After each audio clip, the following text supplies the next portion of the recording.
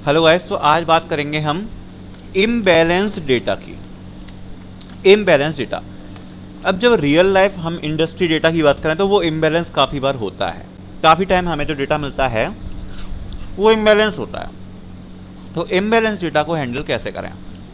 अब imbalance data को handle करने के लिए अपन काफ़ी सारी टेक्निक यूज़ कर सकते हैं। तो जो पहली टेक्निक मैं डिस्कस करूँगा वो करूँगा अंडर सैम्पलिंग। लेकिन उससे पहले अपन को ये समझना पड़ेगा कि इम्बैलेंस डेटा होता क्या है। सपोज मेरे पास मूवीज रिव्यू डेटा सेट है। क्या है? Movies review data set. Movies review data set, तो उसमें कुछ मूवीज के रिव्यूज दिए हैं। सपोज मेरे पे अगर मैं इस डेटा सेट को डी से डिनोट कर रहा हूं, डी से, और जो ऑब्जर्वेशन पॉइंट्स हैं वो हैं एन, जिसमें जो N1 पॉइंट्स हैं वो हैं पॉजिटिव और N2 पॉइंट्स हैं वो हैं नेगेटिव। अब N1 सपोज हैं पॉजिटिव रिव्यू, N2 हैं नेगेटिव रिव्यूज। तो मैं कह सकता हूं N1 plus N2 is nothing but N।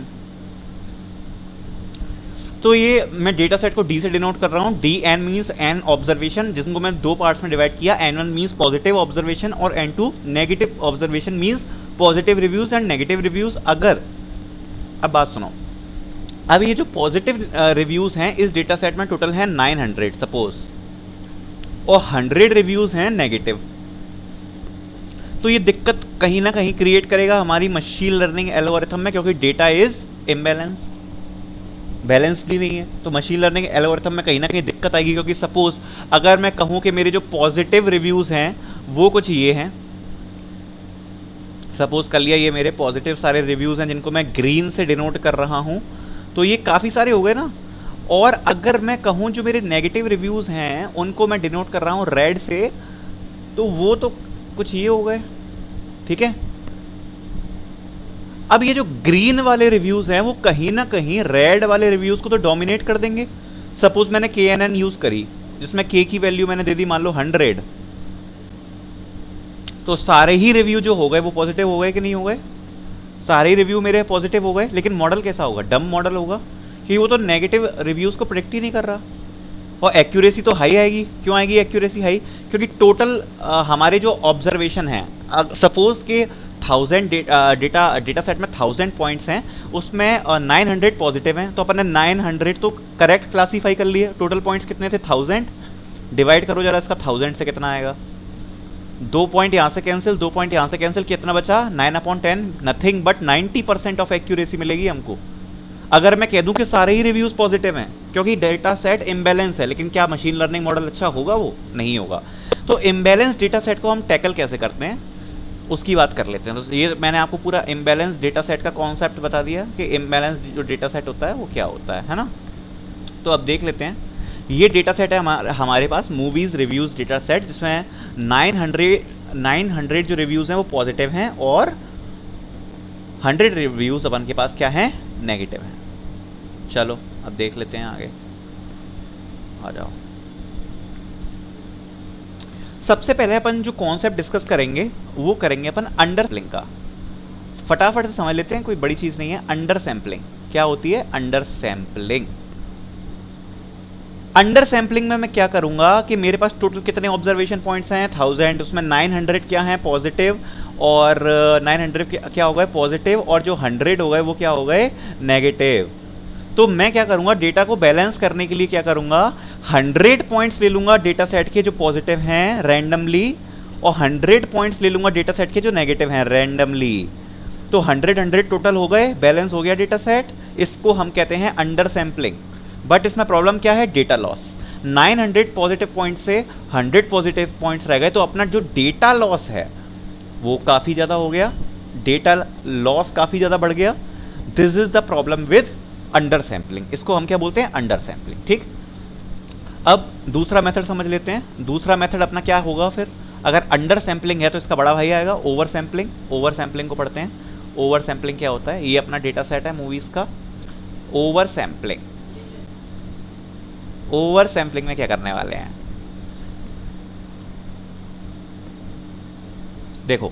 तो ओवर सैम्पलिंग में क्या करते हैं अपन क्या करते हैं, माइनॉरिटी क्लास जो होती है, जैसे कि इसमें जो नेगेटिव रिव्यूज हैं उसको मैंने कहा कि भाई ये माइनॉरिटी क्लास है क्योंकि इसके माइनर पॉइंट्स हैं, कम पॉइंट्स हैं, ठीक है। तो जो माइनॉरिटी क्लास है उसको हम रिपीट कर देते हैं, कैसे कर देते हैं रिपीट, कि जैसे कि ये मेरे पास कुछ पॉजिटिव पॉइंट्स थे, ठीक है, ये मेरे पास कुछ पॉजिटिव पॉइंट्स हैं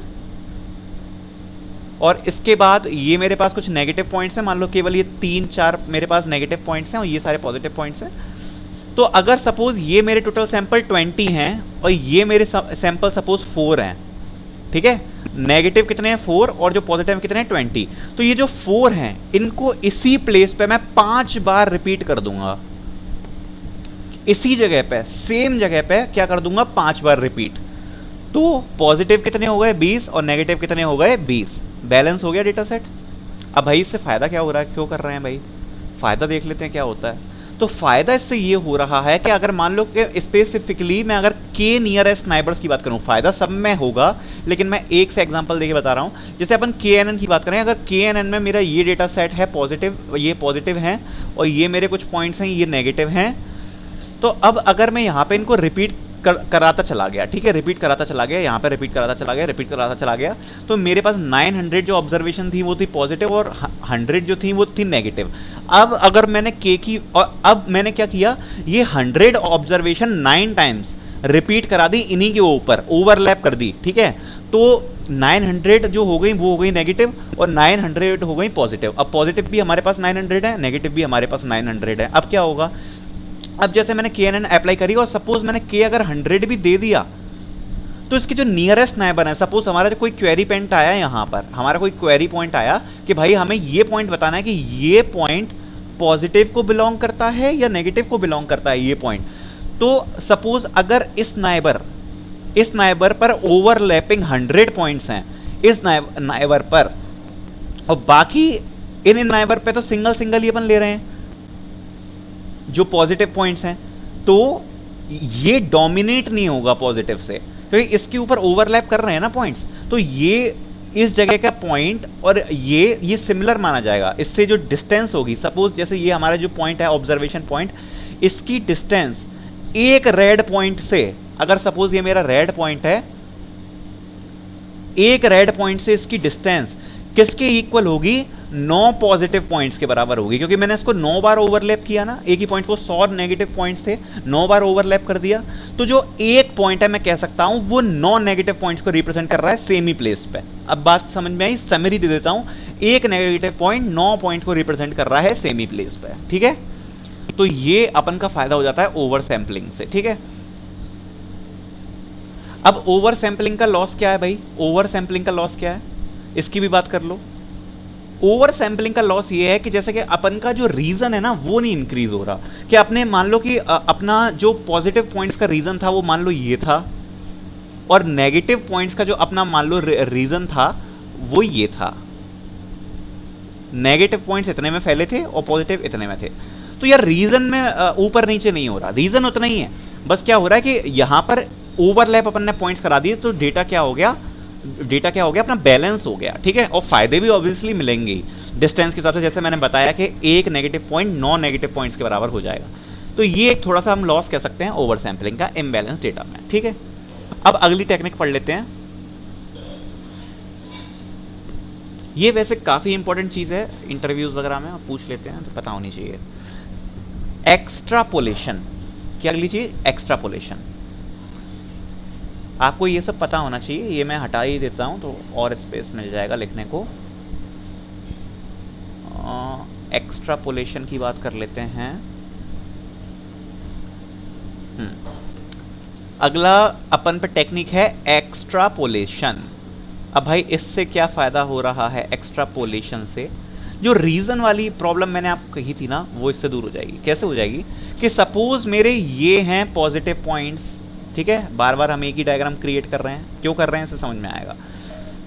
ये मेरे सपोज पॉजिटिव पॉइंट्स हैं और जो मेरे नेगेटिव पॉइंट्स हैं वो सपोज ये हैं,